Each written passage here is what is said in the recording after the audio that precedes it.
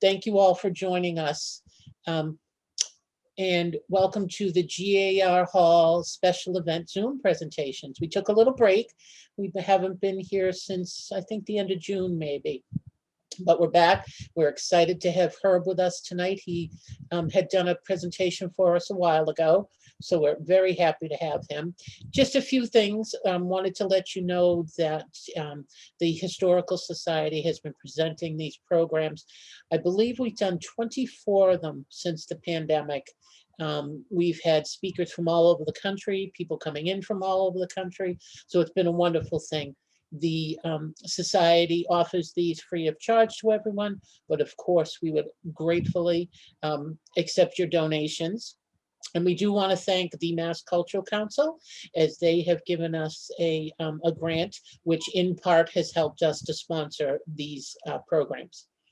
We have coming up in a few weeks now, Memories of Paragon Park, which we're excited about, to bring Chris Harridan back to Scituate to do this program for us. We're hoping we can reach a broader audience, people who have moved away, who grew up at Paragon, and it'll bring back lots of memories for them. So I'm not going to keep talking because I can see Herb is on here all excited to start. What you can do is, if you have questions during the presentation, please put them in the chat area. And then when we're done, we will, Herb will spend some time with us to chat and answer all your questions. Okay. Well, thank you, Jean, and thank you all for being here. My greatest qualification is that I went to the first Red Sox game in 1952. So that means this is my 70th year of heading over to Fenway Park and rooting for the Red Sox. Last year, of course, I went in the form of a cardboard cutout. I was up on the Green Monster, rain and shine. I didn't miss a beat. But the professional skill that I do bring to this is I've had the great good fortune to work for the Red Sox for the past 25 seasons and interview well over 100 former Red Sox players and the players that you all would like a chance to speak to. And so as a result, I'm going to tell you about the agony and the ecstasy. And I've gotten the story from the people who actually went through that agony and the ecstasy. And I'm really pleased to be back. Always nice to be invited back. And I hope perhaps I'll get to see you in person sooner rather than later. But, what a difference a year makes. 1 year ago, the Red Sox had only played 5 games. Their record was 1-4. They were in last place, and they stayed there. So I can't speak for any of you, but I had a little bit of agony last year. When the season finally got started at the end of July, there was still a bad taste in my mouth from the billionaires fighting with multimillionaires over money when lots of us had bigger issues than they were dealing with. But it was good. We had baseball. And look at this. A year later, we have a team we can love. We have a team that's doing very, very well. We have a team that I believe will make the playoffs. That's as far as my predictions are going to go. Other than go as Chris Sale goes, so go the Red Sox. But what I'm going to do over the next little while, and it's going to be more of a conversation than a presentation, is go through some of the highlights of these World Series in the past. A lot of you will recognize the scene. This is after Game 5 in Dodger Stadium, and the Red Sox have just won Game 5 for a 4-1 victory in a World Championship. And you can see they all have on their brand new shirts that say World Champion. But what I like the most about this picture is they look like a bunch of kids. And if you think about it, these are athletes being paid very well to play a kid's game. And in fact, I had an epiphany. We're going to talk about the 1986 World Series and how poorly Bill Buckner was treated. But when it was over, it felt like the end of the world. And then I realized, you know what? It doesn't really matter. The sun's going to come up, the sun's going to go down, and life goes on. So I like this picture for that reason. They're a bunch of overgrown kids, and celebrating and being joyful as they should be. And we had a lot of agony, but we're going to take a look now at the duck boats. And over a period of the last 20 years or so, we've had 4 world champions. And the theme has become Cue the Duck Boats. And here we go again. And hopefully it'd be nice if we could do that again this year. But it's interesting. After 70 years, I finally got to see not 1, but 4 world champions. But my grandchildren, Orafini sitting next to me, and my grandson Jackson Donnell is 21. They think that the Red Sox win a World Series about every 4 or 5 years. There's a parade, and everybody says yippee. So it's very different. You think about it. People born in say 1915 might have lived to a ripe old age of 85, late 80s, and never ever got to see what we've enjoyed. So enjoy the moment. And I'm going to take you back to the very beginning, back to 1903, when the very first World Series was played right here in Boston. And we're looking at a picture of the Huntington Avenue grounds, the original Boston Americans, soon to be named the Red Sox in 1908. The original Boston Americans played in the Huntington grounds from 1901, when the American League was founded, through 1912, when Fenway Park opened.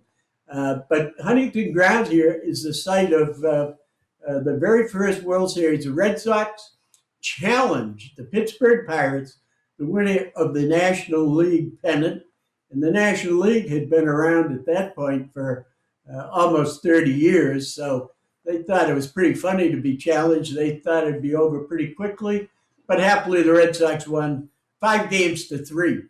The first World Series was best of 9. And when they resumed the World Series in 1905, it became a best of 7. In 1904, the Red Sox won the pennant again. And they were ready to take on the New York Giants. And the New York Giants declined to participate. I think we can conclude they were scared to death of this Boston juggernaut. But in 1905, the series resumed. It went to 7 games. It went back to 9 games in 1919. It was a contributing factor in the Black Sox scandal. The 1919 Chicago White Sox threw the series. And part of the upset was they'd gone back to 9 games, but the owners were going to keep all the money from the extra 2 games. So that was a contributing factor. But next we're going to take a trip to Fenway Park, brand new in this picture. This is October of 1912. The Red Sox have won the pennant, and they're going to be playing against the New York Giants, National League. We got pennant winners. And this shot is taken from the third baseline.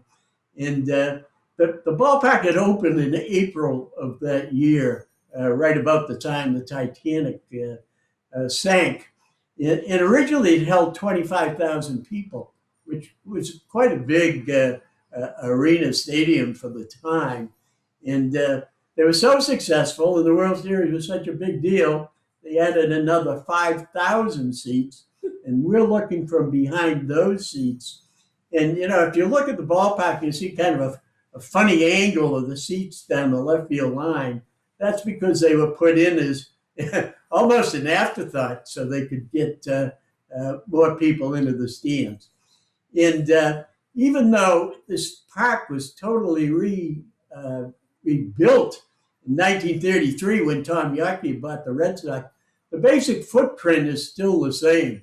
And if you look around, you can see the first base grandstand to the right. Next to that is what was known as the pavilion. And then to the far left, you see the bleacher seats. So the footprint remained the same. Tom Yawkey redid the whole thing, but the footprint has remained the same all these years. Now you notice everybody in the picture has a hat on, and you also see a number of women's hats, which was unusual because during the regular season, most of the fans were men. So now we're going to go to take a look at the further success of the Red Sox, winning the World Series in 1915, 1916, and 1918. And when the Red Sox won the fourth World Series in 2018, the Red Sox asked me to write an article, celebrating that. And I said that the Red Sox dominate the first 2 decades of every century. Now, whether that'll turn out to be true, I guess none of us will ever know, but in the next century. This picture, in the back row, you'll see the tallest guy, biggest guy, a little bit to the left, has his arms crossed. That's George Herman, Babe Ruth, the most important figure in professional baseball, Major League Baseball. At this time, he's still a pitcher. And if he had continued as a pitcher, he would have gone to the Hall of Fame as a pitcher. But he was an even better hitter, revolutionized the game from inside the park home runs to in the stand home runs, and really came to his zenith right after the 1919 Black Sox, and really took all the fans' mind off the scandal and focused on the home run in a more exciting.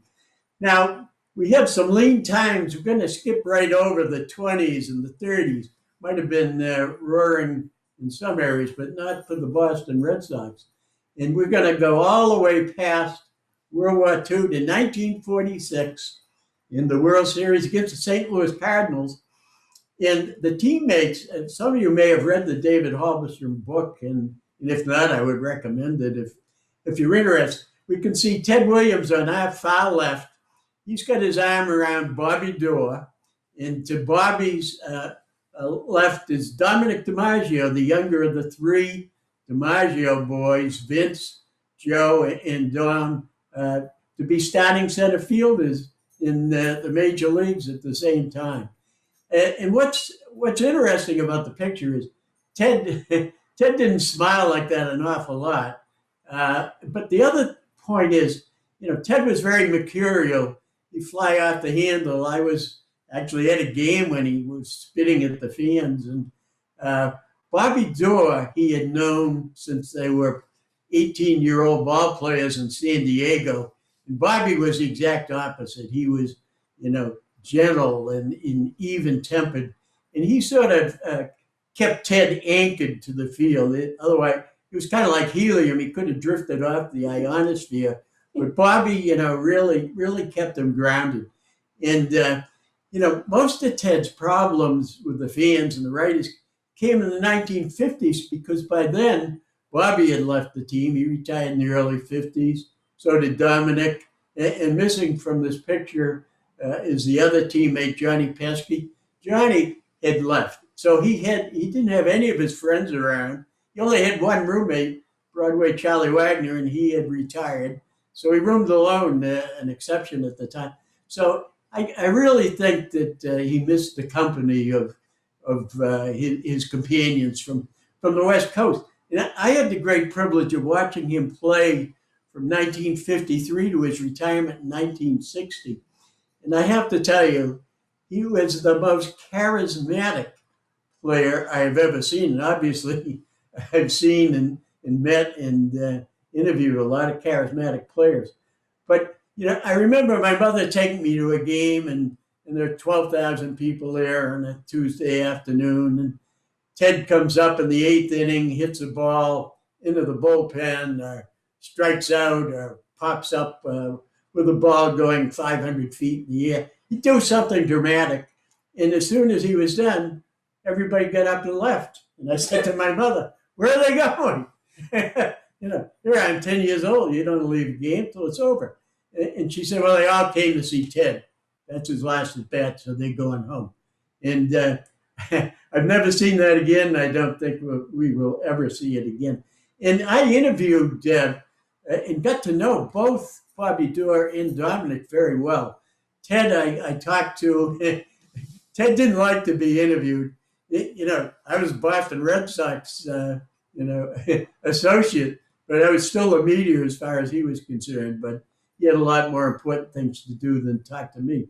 The Red Sox played the St. Louis Cardinals in a 7-game series.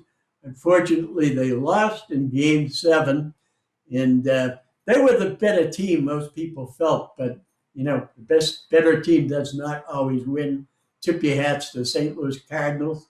Now we had to wait 21 years to one of my favorite teams, the 1967 Impossible Dream Team, featuring number 8. You can see him in the picture there, Carl Yastrzemski, and Scituate's own Jim Lonborg.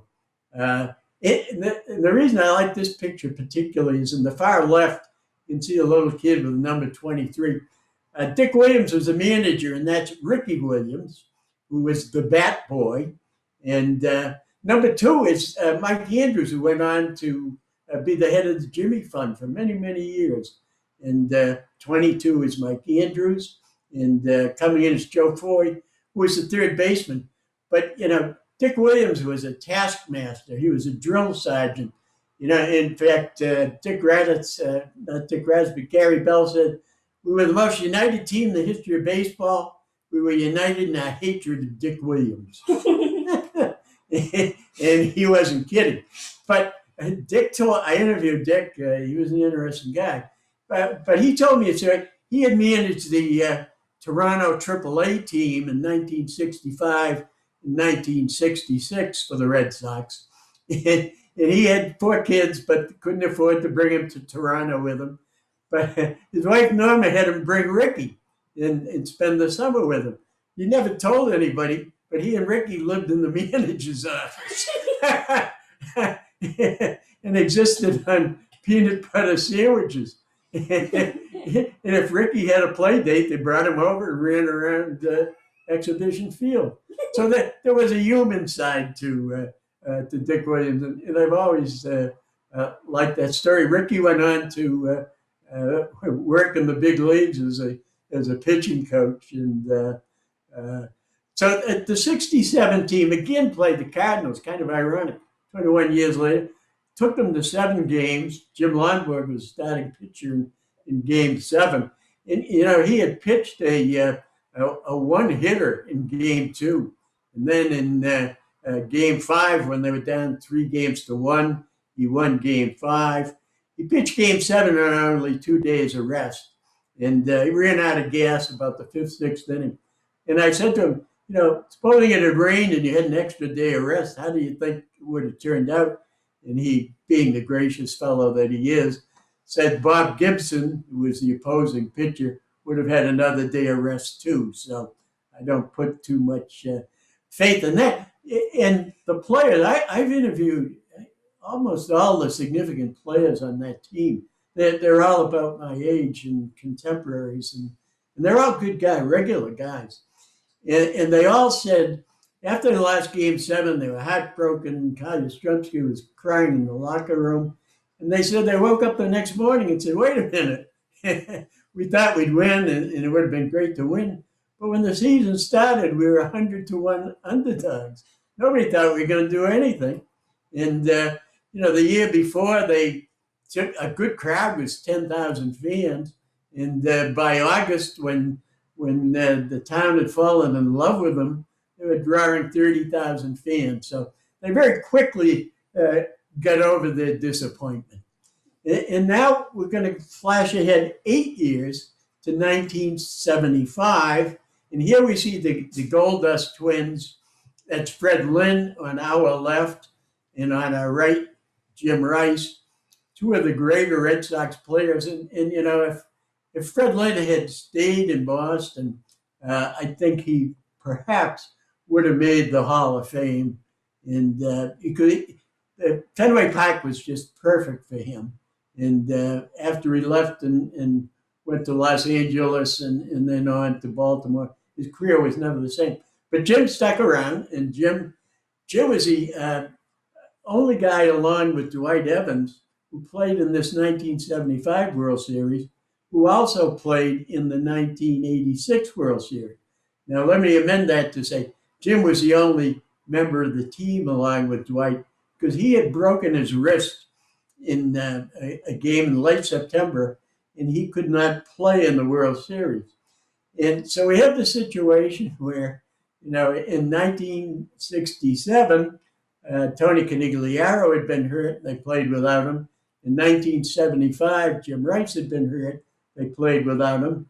1975, they lost the World Series 3-4. The New York Times said the Boston Red Sox won the World Series, three wins, 4 losses, because everybody in the country fell in love with them and rooted for them. And that, of course, was the World Series with the famous Carlton Fisk picture where he is waving the ball to stay fair. And the only reason I got that picture was the cameraman was in the left field wall, and they said, follow the ball, follow the ball. He was trained on Carlton Fisk. And he said, I'm not moving. There's a rat right next to me. And if I move, I'm afraid he's going to bite me. So he kept the camera on Carlton Fisk, and that changed the whole nature of how television covered sports. It became more of a story of the individual and the personality, as opposed to, there's the ball. Is it going to be fair? Is it going to be foul? And so an accidental shot changed the whole perspective on how to cover baseball on TV. Now we're going to go to 1986. And I've interviewed most of the players of import on this team as well. And the one thing they all said was, it is criminal. It was a shame. It was tragic that Bill Buckner was the scapegoat. And, Dwight Evans said to me, in Game 6, we left 14 men on base. You don't win a world championship leaving 14 runners on base. If there was a problem, it was our inability to bring them in. Bob Stanley said, I was standing on the mound. I had a chance to win that game for us. That was something I had dreamed about as a kid. I finally got to be there, and I couldn't get it done. And again, forget Bill Buckner. Put it on me if you have to put it on somebody. The other thing they all said was, that was Game 6. We got to play again the next night. And as it turned out, the next night it rained. So they got a day of rest to put this behind them. And in fact, they had the lead going into the 6th inning. And in this case, Bruce Hurst ran out of gas, and the Mets prevailed. So we have 4 World Series, 46, 67, 75, and 86, all went to 7 games. They all lost them. And I had the distinction of interviewing the starting pitcher in 46, 67, 75, and 86 for an article in the World Series program, which, quite frankly, was quite an honor. So I got to interview Boo Ferris, who started in 1946, Jim Lonborg, of course, from 67, Bill Lee from 1975, and Bruce Hurst from 1986. And, it was fascinating to listen to their memories. They had a chance to be the heroes of a lifetime. And in one way or another, they all came to grips with it. So now, by now, the fans are really getting restless because, they're counting down the years. And, of course, when we got to 2004, it was 86 years. It's a much kinder and gentler ballpark these days. And thank goodness for that, because, again, it's a game. Doesn't really matter, And winning the World Series in 2004 just changed everybody's outlook entirely. Now, this scene was repeated over and over and over throughout New England. And I said it at the beginning, if you're born in 1950, and even if you lived to late 80s, you never saw a world championship. And people went to the cemetery and they decorated. And I thought it was a little odd until I met the daughter of a dear friend of mine who had passed away a few years earlier. She said, I went to the cemetery and I sat there and I read the game stories from the Globe to Dad. And they said, okay, I get it. I understand. Yep. She felt better. I felt better hearing the story. So here we are, 2004, Michael. And finally, praise the Lord, the curse is over. The Red Sox remarkably came back from 3 games down in the American League Championship Series. The greatest comeback in the history of sports. Really, the greatest comeback in the history of the world. I'm just kidding. See if I can get you all to laugh at this point. But it really wasn't. You know what interests me? I got to interview 17 players from this team. You know, I'm just a fan like all of you. And I got to interview all these people. And I'm very, very fortunate. And I remember that every time I talked to one of them. And, you know, what I found fascinating was all 17 people had a different memory of what the clubhouse was like before Game 4. Some of them said it was, you know, like the most solemn moment of their lives. Others said, you know, I looked around and nobody seemed to be that good. But the best story of all was Pedro Martinez's sister had gotten a hold of a goat, and she prepared a goat stew. And so Pedro and Manny and Orlando Cabrera, all the Latinos, were in another room enjoying the goat stew and not really all that focused. So when they won Game 4, the sister went out and found another goat and made goat stew for the 5th game. And the next thing you knew, there they were. They had won 4 straight games. Kevin Millar famously said to the Yankees before the 4th game, you guys had better not lose tonight, because if you do, we're coming after you. It wasn't that far-fetched, because the 2 teams had played something like 60 games against one another in the previous couple of years. And one team won 30 and the other team won 30. So the idea of them putting my actuarial hat on, winning in 4 straight, given those kind of numbers, were pretty slim. So then they went on and they defeated the St. Louis Cardinals. I mean, that was terrific. We lost them in 46, lost them in 67. And, you know, the 2004 St. Louis Cardinals were a very good team. But, you know, each of them said to me, nobody in the history of baseball, the 27 Yankees, nobody could possibly have beaten us after we came back and beat the Yankees 4 straight. And they were a very, very good team, too. You can't forget that for a minute. But 4 games straight it was. And they all talked about, you know, how wonderful the parade was and how wonderful all the people were. And people I knew who saw Game 4 in St. Louis said the St. Louis fans were just so gracious they couldn't believe it. And so we won in 2004, and here we are in 2007. I love this picture because it's Dustin Pedroia, who is, as most of you know, is just retired. And this is the Colorado Rockies came up top of the first. They didn't score. Dustin led off for the Red Sox. First pitch was a called strike. The second pitch, he hit over the green monster. And at this point, the series was over because, you know, they broke their spirit. And when they went on to Colorado for Game 3, Dustin was headed to the clubhouse. And they wouldn't let him in because they didn't believe he was a player.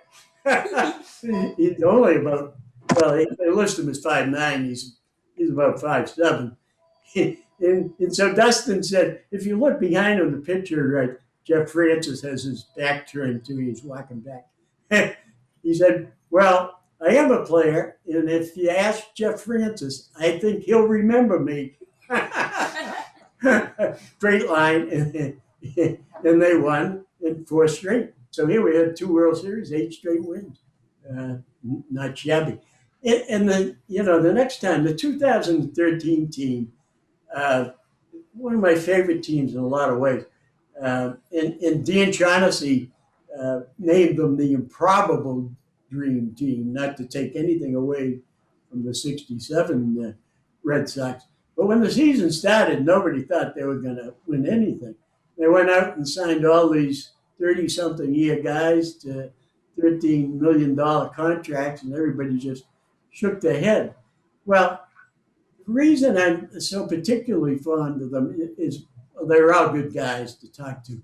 But also, if you recall, they had a Patriots Day morning game, and as they were leaving town, the marathon bombing had just taken place. And because it was an older team, and I talked to that's Johnny Gomes, I talked to Dempster, I talked to Shane Victor, I talked to a lot of them, and they were all in their 30s and all had kids and family. They said, it just hit home to us. If you look, that's a shirt they put in the dugout the very next night in Cleveland with the area code, and that was the beginning of Boston Strong. And one thing that impressed me, the people behind the scene told me that the players did even more than anybody ever read in the newspaper or saw on TV. At their insistence, they did not want publicity, kind of like Ted Williams with the Jimmy Fund kids. And by the way, I was at Fenway Park last night, and I looked everywhere, and I could not find Jimmy Fund signage.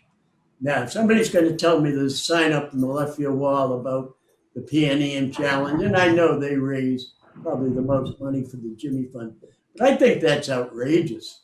But back to the 2013 Red Sox team, they really took the city to heart. And in fact, when I interviewed a couple of them said, make sure you put in the article, thank you to the city for allowing us to participate in it. And that's so different than the typical professional athlete in this day and age.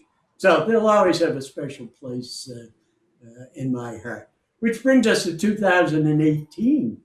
And at the time, somebody else won the Manager of the Year award. And in the writer's defense, that's all based on the regular season, not on the postseason. But still, he was certainly our Manager of the Year. They won 108 games, the most in Red Sox history. Now, in all fairness, we talked about the 1912 Red Sox. They won 105, and they won 105 when the season was 154 games. So the season went to 162 games in 1961, and so there were 8 more games for them to win 3. So that's a long way of saying, hey, great for both of those teams. That was terrific, and we shouldn't forget the 1912 team. So there's Alex CORA, and I got a chance to interview Alex about 10 or 11 years before that, because he was a utility player for a number of years. One of the things I remember him saying was, he said, I usually don't start, but when I come to the ballpark, I'm always prepared to start. And he said, if I know in advance, it is such a big help. And if you think about him over the years, he's always made it a point to use the backup players and give players a rest. And by policy, he tells them all in advance when they're going to play. A really good guy, a terrific guy. And, I was going to take this out because, as we all know, Mookie isn't here anymore. But I thought I would poll the group. Do you think the New York Giants would have traded Willie Mays? Do you think the New York Yankees would have traded Mickey Mantle? And the list goes on and on and on. And I know it's a business, and they do send me a check, so maybe I ought to stop there.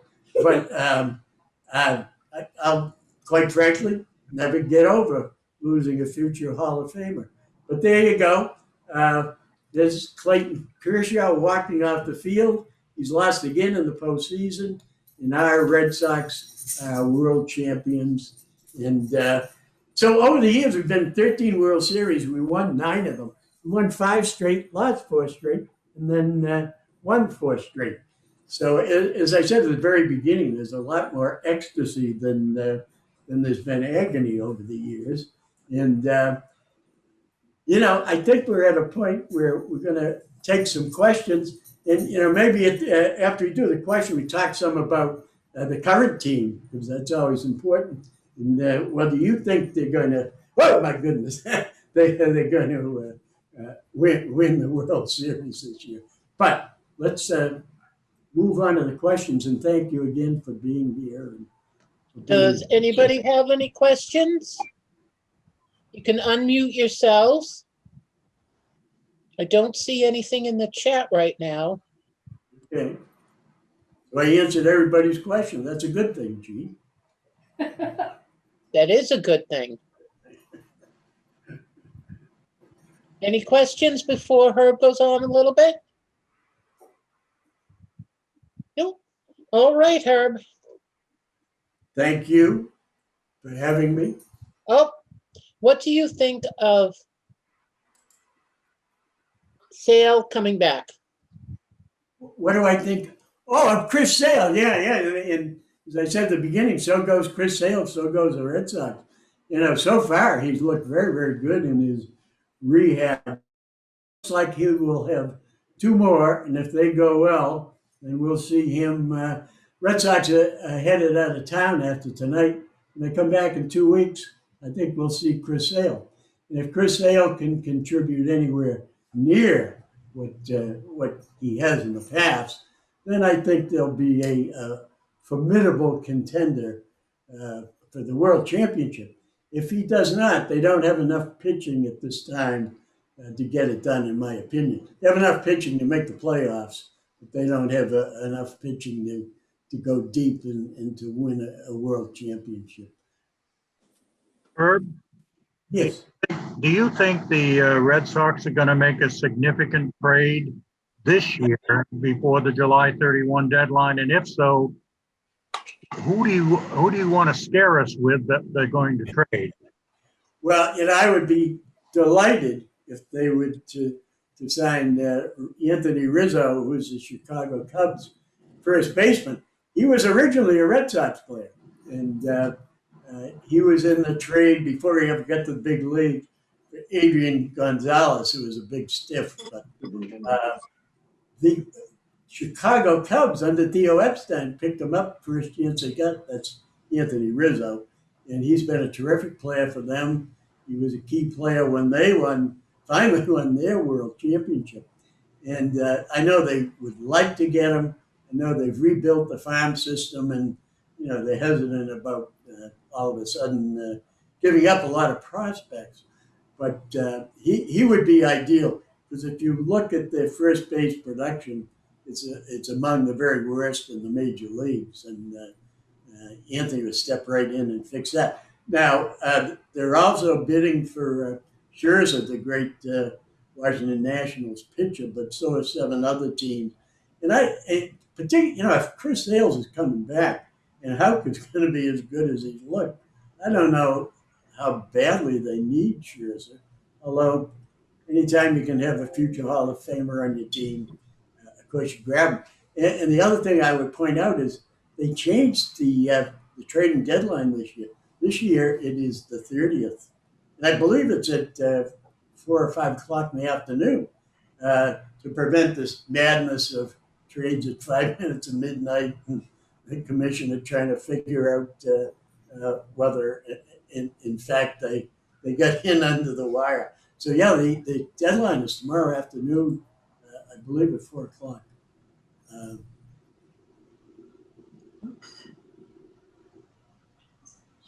Anthony Rizzo. That's the answer. Anthony Rizzo. Who do you think the Red Sox would be willing to trade, or are we talking minor league prospects? I think they trade everybody who's played first base so far. That's don't mean to be that harsh. Yeah, they certainly trade one of the first basemen. You think they have when Gonzalez is coming back. They got Franchi Cordero, who holds the world record for the longest home run or something. And they have an excess of talent. They've been very good about giving these guys a shot. There have been a bunch of guys who have not hit well at all. and yet the team's still been able to win. And CORA's been able to give them a chance to prove themselves. Delbach and Franchi Cadero and on and on and on. None of them got the job done. Certainly, any of them would be candidates to be moved in the trade. Yeah, they don't want to give up prospects. Yeah, okay. Thank you. You're welcome. I don't know if people know how to unmute themselves. If you hit Alt A, you can unmute yourself because the host didn't unmute us. So anybody else who wanted to ask a question can do so by hitting Alt A on their keyboard. We have a question here. Does the sign stealing scandal hurt CORA? Very good question. I'm a great believer in redemption. I think everybody ought to have an opportunity. I probably shouldn't say this, but if it had been up to me, I would have sent CORA to manage the Pittsburgh Pirates, do a little penance. AJ Hinch, who is the manager, is doing his penance with the Detroit Tigers. And the Pirates are the counterpart of the Tigers in the National League. If I had interviewed CORA, I would have said, okay, it's 2017. Chris Sale has been the best pitcher in the American League. He's now pitching against the Houston Astros in the postseason, and he gets absolutely mangled. Now, were you banging on the trash can so that the Astros knew what was coming? That's a question I would have asked him, but I probably shouldn't have said that. And Alex CORA is a terrific manager, and based on what I've seen, a terrific guy who exercised some very poor judgment. He's getting off easy. He's getting a very, very good team in a very, very good baseball town. There's another question here. Do you think Tampa Bay will continue to be a challenge? Yeah, it's amazing. It's a good question. It's amazing how Tampa Bay, year after year after year, is a contender. And I don't have the numbers in front of me, but I bet they're spending about a third of what the Red Sox is spending on payroll. And here's a question for everybody out there. Maybe you have the answer. Red Sox have done a great job of developing position players. The last starting pitcher they developed, you have to go all the way back to John Lester and Buckholz. Why in the world, and it's not for lack of money, they certainly spend a lot of money, why in the world can they not develop pitchers? And what in the world are the Tampa Bay team doing to develop the pitchers they do? Year after year, there are 2, 3, 4 pitchers who are just outstanding. And they had a very good pitching coach. I thought maybe he was, but he's actually left it, and it's still continued on. Maybe there's something in the water. I don't know what to say, but I'm very surprised at an organization that does so much thoughtful research. They haven't gotten to the bottom of this. This is really absurd.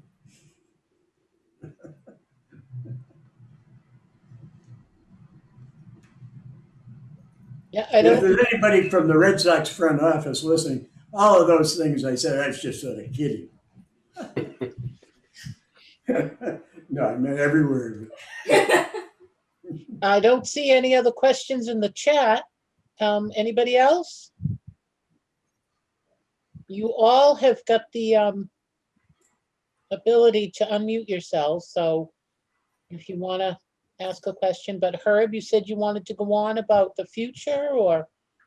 Yeah. Here we are, 2021, with a very good team, a team that is one of the best records in all of baseball. In fact, Michael, can we get a score of the game now that this is almost over? And I said that I don't think they have enough pitching to go deep and to win the World Series. Now, if Chris Sale comes back and is 90% of the Chris Sale that we've known, and if Houck, the young pitcher who I saw last night, uh, is as good as he appears to be, then maybe we could take a real good run. But if you think back, here's something interesting about the four teams that won the World Series. In all four cases, the starting pitchers made every start, pretty much. You had five pitchers. They went out there every fifth day. Nobody got hurt longer than, a brief. And, it's always about the pitching. Well, sadly, Erod is getting drilled Oh, down 4-0 in the second. 4-0 in the second. I And guess he they're must not have done. quite a headache about now. That's unfortunate because he's very talented. Now, he was a very sick guy with COVID last year. It's interesting, we're pretty quick to criticize these guys. But, he had a heart issue that related from that was very serious. And for about 3 months, he couldn't do any exercising at all. So, I have to wonder how much of his up and down, and he's had some pretty good ups, has to do with how much he went through. Wait, I just got handed a bulletin and it disappeared on Anthony Rizzo. Yankees. I hate to break this, and I'm just a messenger.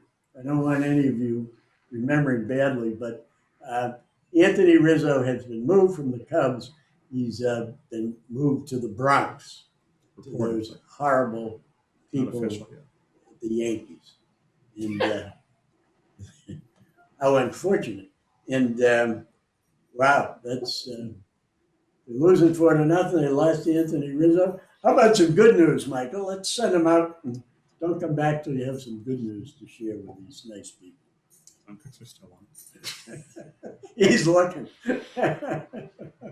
Well, even without Anthony, the possibility exists of putting together a combination that if the pitching is there, they really could make a deep run into the World Series.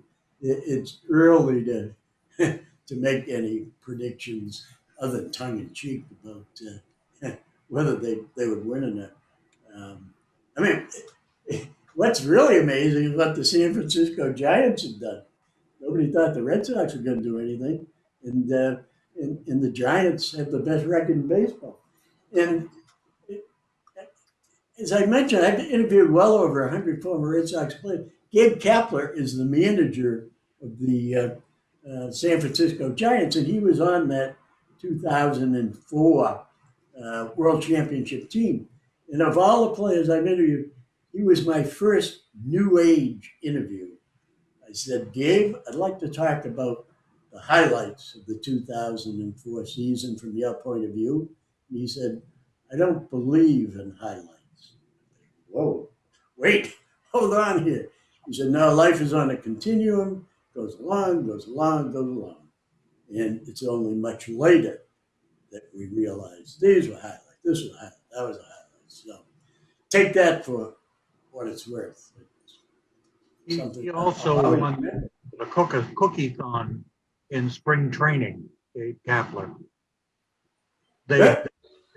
He won the cookie making contest He's quite an interesting guy. in that year. And, he played for the Red Sox and then went and managed their single A team. And he still had some baseball left in him, so he went and he played for the Tampa Bay team. Pretty unusual guy to retire early, manage a team successfully. The Red Sox thought his managerial talents were tremendous. And then he went back and played a couple of years for Tampa Bay. So, and he's a very fascinating guy. So Herb, I noticed the other day there was something noting that it was the anniversary of Karl Yastrzemski when he hit 400. Oh, And When he reached 400 home runs, yeah, okay. I think it was, I don't know, 2 or 3 days ago. And I happened to be lucky enough to be there that night. Or Oh, that, really? yeah, I don't even remember if it was a day or a night. I just remember some friends had an extra ticket and they said, hey, you want to go to the Red Sox game? And I'm like, okay, I wasn't a big fan, but I said, Yeah, okay. But then when all, the hoopla, it was amazing. oh, that's great. Yeah, That's that was really amazing. he's an interesting guy. I've interviewed him a couple of times. He's very, very quiet. And, I always make it a point to ask his former teammates, hey, how'd you like Kyle? How'd you get along with Kyle? He said he was the hardest working guy in the team. We all knew he was going to the Hall of Fame, but he was out there for early batting practice, late batting practice, and never, ever carried himself as if he thought he was a big deal. Um, and he played 23 years, and it's interesting. He played hurt. He was hurt a lot and sucked it up and get out there. Fred Lynn told me, if I can't give my team 100%, then I don't want to be out there. And Yaz's position was, or manager's position was, 90% of Yaz is better than the guy sitting on the bench. And I'm pretty sure 90% of Fred Lynn was better than the guy who replaced him. But it's an interesting comparison. And I think, quite frankly, Fred Lynn's skill set was as good, if not better, than Yaz's. But Yaz was a blue collar guy who, exceeded to the very highest level. He doesn't remember anything, by the way. I interviewed him, and about 3 questions I asked him, he said, gee, I don't remember that at all. Which he doesn't remember his achievements. That's a better way to put it. I said, you made the All-Star team. You were close to Tom Yawkey. What did Tom say to you that first time? And he sort of paused and he said, tell you the truth here, I don't remember at all. And I said, okay, so there you were. And you had 4 hits in an All-Star game. And the only player in the history of the American League to have 4 hits in an All-Star game was your predecessor in left field, Ted Williams. How did that feel? And he said, Herb, I don't think I ever knew that. Which I think the point we take away is he did not care about his individual. Right. I bet he cares about Mike's son. Yeah, and that's great that his grandson is doing extremely well for the San Francisco Giants on his own, and he made the All-Star team. And ironically, he was in the Baltimore Orioles system in the minor league system for 6, 7, 8 years, and they never gave him a chance. And San Francisco signed him, gave him a chance, and lo and behold, he's been a terrific addition for the Giants. And he's the grandson, and in his case, the son had some challenges, and the grandson is, I hope, in a lot of ways, making that up for Kyle. And when the grandson came here, 3 games with the Giants, Kyle came, but insisted that he was behind the scenes, that it was Mike's night. And so he's a class guy. Cool. Anybody else have any questions? Lucille, you must. Oh, Bob has a question. Just a quick story. Okay. Real quick. Spring training, I ran into Bill Lee up in the Monster, right? But I've run into him a few times, and as we know, he is a character. Yes, so I said, I live up the street from someone who's probably a friend of yours. He goes, who's that? And I said, Jim Lomborg. He goes, oh, Lonnie. So he's telling me this story that they're both out of baseball. Lomborg went to the Phillies, and he's retired. Of course, Bill Lee's still playing, obviously, right? Yeah, right. At whatever age he is now. Good. But he said they went down to the Cape Cod Baseball League, and they played the Falmouth Commodores and shut him out. So I'm going, oh, okay. So I grab Lomborg when I see him. I said, is that true? And he says, It was awesome. He said, we went down, these kids are so cocky. Here's these two old, worn out baseball players. He said, Bill Lee was a horse. 5 innings, shut him out. I pitched 4, shut him out. He said it was just cool. Yeah. And that reminds me of another Jim Lonborg story related to Scituate. As you said, he finished his career with Philadelphia Phillies. In fact, he won more games for the Phillies than he did for the Red Sox. And he was released in mid-season. And, you know, he was at the end of his career. And so he came home.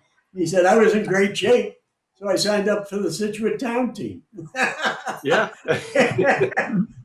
And he said the problem was, you know, I was in the big leagues 15 years, and I learned how to pitch, how to, you know, change speeds and hit my spots and so on.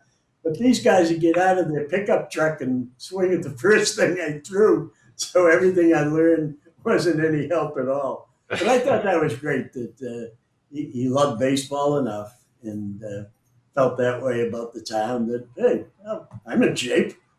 Yeah. Makes sense for me to play. A terrific guy. He is. He's a bee. My brother started him with beekeeping. Oh, yeah, he's really into that. So he, Very yeah, serious and, about it. and my father was at public grounds, and when they did the baseball field at the high school, my buddy used to play, and he said to my father, he said, make the mound a little higher. So this is in the late 60s, right? So they did it over, I want to say probably in the 90s or whatever. Longboy going out on a mound, and he's going, this is a little high. They used a rotten rock that they got in Scituate. It never went anywhere. Yeah. Good guy, really great. And a gentleman, like they say. He's just a great guy. Oh, yeah. Yeah, And really really is just a character. Yeah, really. You gotta love it. Roasters is wonderful, maybe more so. Yeah. We'll take a poll. Well, we had a few. We had Jimmy Pearsall and we had the Spaceman. Lucille, you have a question?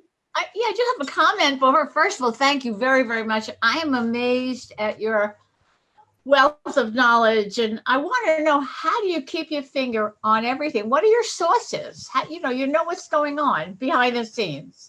Give us your secret.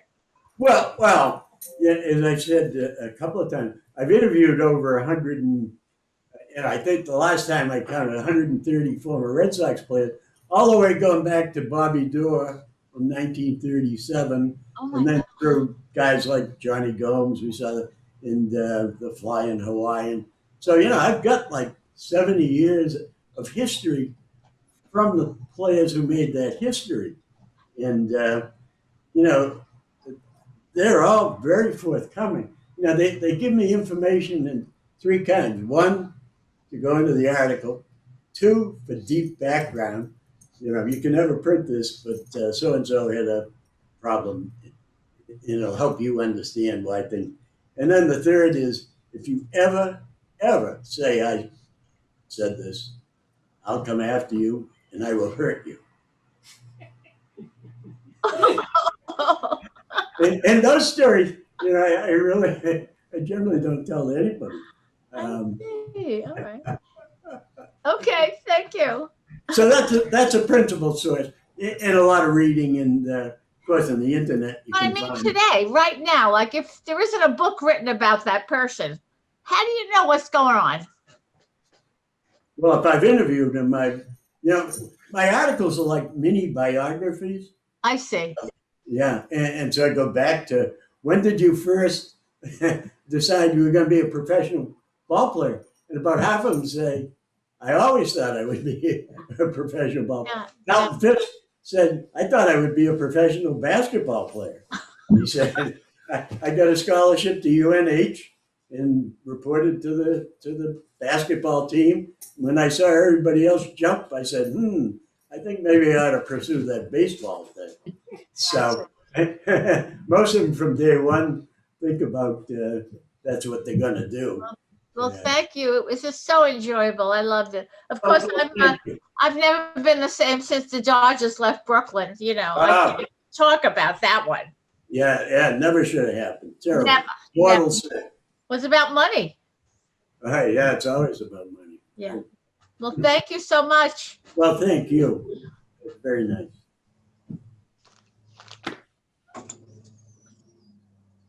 Well, this has been wonderful, Herb. Oh, thank you, Gene. I Thank you enjoyed every so minute. much.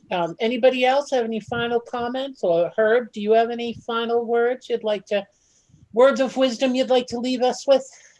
Well, and I just think that I'm very fortunate in the sense that I'm a regular fan, just like everybody out there. And I got this opportunity. Now, I worked hard to get this opportunity, but, I've been able to talk to 125, 130 people who, treat me professionally. And to ask them, I can ask them anything. And as I say, it comes back in free forms. You can quote me and so on. So yeah, I consider myself very, very fortunate. It was great. Well, this was wonderful. Thank you so much, Herb. It was great having you back again. Mm-hmm. It was And nice. I'd love to come back another time. And I hope so. your producers did a wonderful job. Didn't they, huh? That's Oh. a great team. Fabulous team you have there. And maybe we'll have you back again next season. How's that? Yeah, I would like that a lot. Here's the first book I wrote, and it's got Jim Lonborg on the cover during a pitch in Game 2 of the 1967 World Series. Mhm. That's Lightning and Ball. right. Wow. He's a great guy. Oh, he really is. He's a sweet man. Yep. Yeah, he really Great. is. Well, if nobody has any more questions, I think we'll close.